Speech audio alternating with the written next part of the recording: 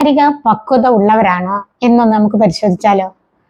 അത് പരിശോധിക്കാനുള്ള 4 മാർഗങ്ങളാണ് ഈ വീഡിയോയിലൂടെ പറയുന്നത്. ഒന്ന്, നമ്മുടെ തെറ്റുകൾ അംഗീകരിക്കുന്നുണ്ടോ?